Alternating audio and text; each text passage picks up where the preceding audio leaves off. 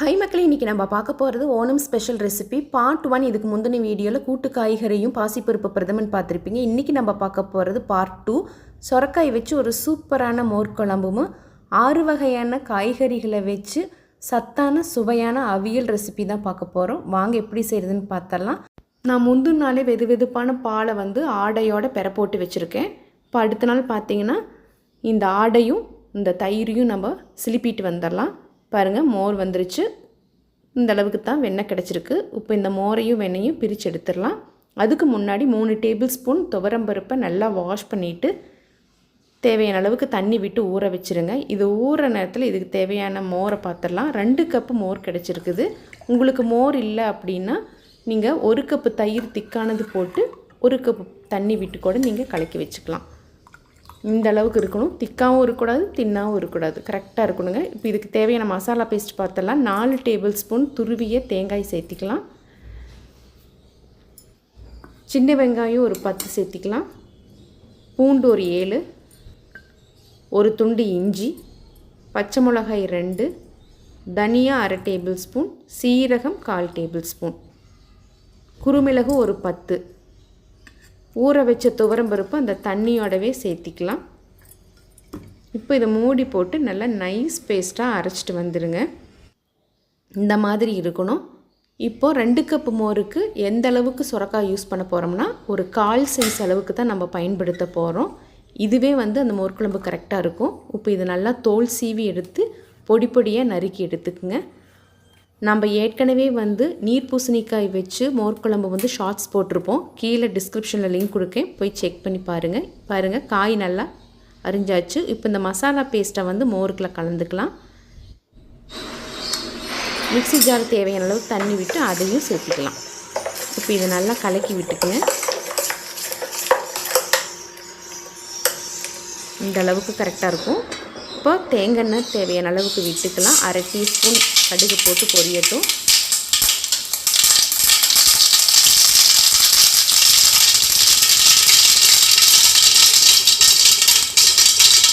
கால் teaspoon உளுந்து பருப்பு போட்டு அதுவும் பொரியட்டும்.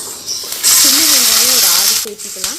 வரமிளகாய் 2 கொத்து கறிவேப்பிலை இதை நல்லா வதக்கி விட்டுக்குங்க. மஞ்சத்தூள் 1/2 டீஸ்பூன் இதை நல்லா வதக்கி விட்டுக்கலாம். இப்போது அரிஞ்சு வச்ச காயை சேர்த்திக்கலாம்.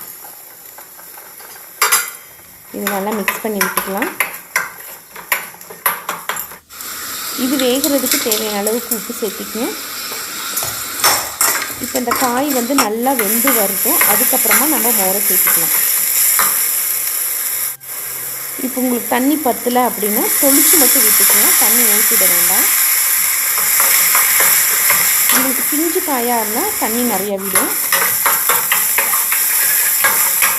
பாருங்கள், காய் நல்லா வெந்துருச்சான்னு ஒன்று எடுத்து நசுக்கி பார்த்திங்கன்னா வெந்துருச்சுன்னா இப்போது மசாலா மோரை உள்ளே சேர்த்துக்கலாம்.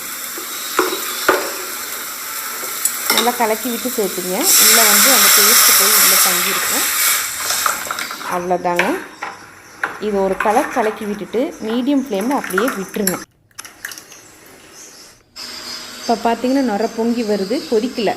இந்த நேரத்தில் கரண்டி விட்டு அப்படியே கையெடுக்காமல் கிளறிக்கிட்டே வாங்க. கொதிக்க விட்டுட்டிங்கன்னா மோர் திரிஞ்சு போயிடும். இப்போ இந்த மோர் குழம்பு நல்லா திக்காகிற வரைக்கும் கிளறி விடுங்க. பாருங்கள், நல்லா ஓரளவுக்கு திக்காயிடுச்சு. இப்போ ரெடி ஆயிடுச்சு மோர். தேவையான அளவுக்கு கொத்தமல்லி தழை தூவி இப்போ அடுப்பை சிம்மில் வச்சுட்டு ஒரு 2-3 தடவை அப்படியே கிளறி விடுங்க.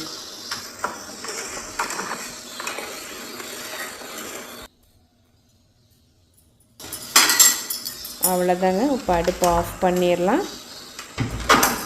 சூப்பரான சொரக்காய் மோர் குழம்பு ரெடி ஆயிடுச்சு. இது சூடாக சாப்பிட்றத விட நல்லா ஆறுனதுக்கு அப்புறம் சாப்பிடுங்க, சுவையாக இருக்கும்.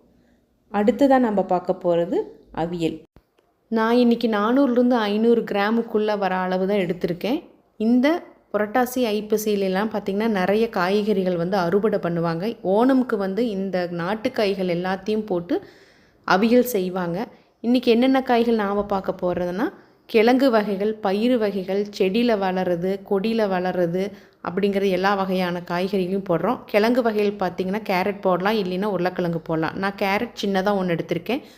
மர வகைகள் பார்த்திங்கன்னா வாழைக்காயும் முருங்கைக்காய் எடுத்திருக்கேன். முருங்கைக்காய் 4 துண்டு போதும். வாழைக்காய் வந்து அரை சைஸ் இல்லைனா 1/4 சைஸ் போதும். செடி வகைகள் பார்த்திங்கன்னா கத்திரிக்காய் 1 சின்னதாக போதும்.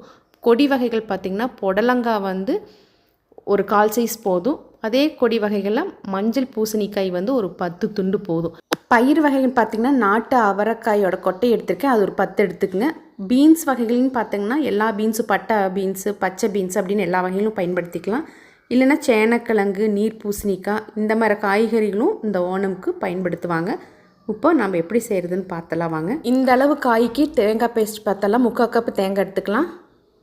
சின்ன வெங்காயம் ஒரு 12, கறிவேப்பிலை 2 கொத்து, பச்சை மிளகாய் 1, சீரகம் அரை டீஸ்பூன், மூடி போட்டு நல்லா கொரகொரப்பாக அரைச்சிக்கலாம் இந்த மாதிரி. இப்போ தாளிப்பு பார்த்தலாம். தேவையான அளவுக்கு தேங்காய் எண்ணெய் விட்டு கடுகு போட்டு பொரிட்டோம்.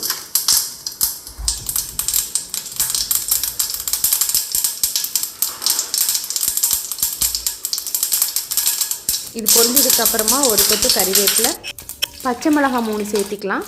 அவங்கவுங்க காரத்துக்கு ஏற்ப சேர்த்திக்குங்க. எல்லா காய்கறிகளும் இப்போ சேர்த்திக்கலாம். இதை நல்லா வதக்கி விட்டுக்கலாம்.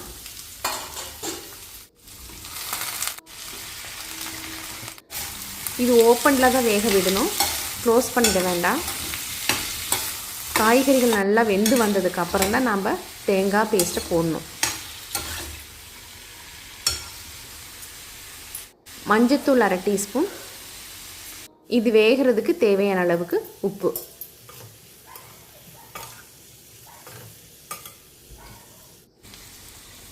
ஒரு கப் அளவுக்கு தண்ணி விட்டுங்க. சுடு தண்ணி விட்டுட்டிங்கன்னா சீக்கிரமாக காய்கறி நல்லா வெந்து வரணும். உப்பை ஹை ஃப்ளேமில் வச்சு ஒரு கொதி வர வரைக்கும் வேக விடுங்க. ஒரு கொதி வந்ததுக்கு அப்புறமா மீடியம் ஃப்ளேமில் வச்சுக்கோங்க. இப்போது ஒரு 15 நிமிஷம் நல்லா வேகட்டும் ஓப்பன்லேயே.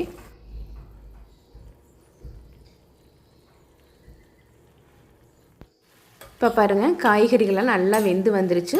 தண்ணியும் இன்னும் கொஞ்சம் இருக்குது. இந்த ஸ்டேஜில் தேங்காய் பேஸ்ட்டு உள்ளே சேர்த்திக்கலாம். ஒரு 1/4 கப் தண்ணி வந்து மிக்ஸி ஜாரை வாஷ் பண்ணி அப்படியே ஊற்றிக்கலாம். இதை நல்லா மிக்ஸ் பண்ணி விட்டுருங்க. தேங்காயும் காய்கறிலாம் ஒன்று சேர்ந்து நல்லா வெந்து வரணும். ஒரு 3 நிமிஷம் நல்லா வேகட்டும்.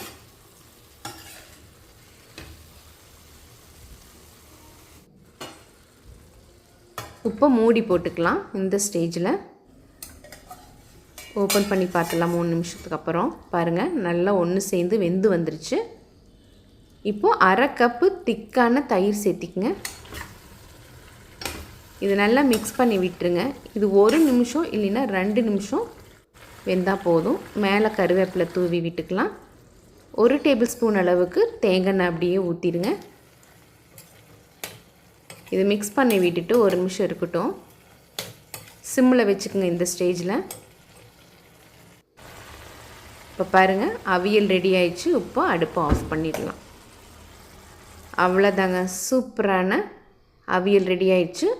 இந்த ஓணம் இருக்குது. நீங்களும் இதே மாதிரி சொரக்காய் மோர்க்குழம்பும் 6 வகையான காய்கறிகளை வச்சு இந்த அவியலும் செஞ்சு பார்த்துட்டு எப்படி இருந்துன்னு உங்களோட அனுபவங்களை கமெண்ட் செக்ஷனில் பதிவிடுங்க. லைக் பண்ணி, ஷேர் பண்ணி, சப்ஸ்கிரைப் பண்ணிவிடுங்க.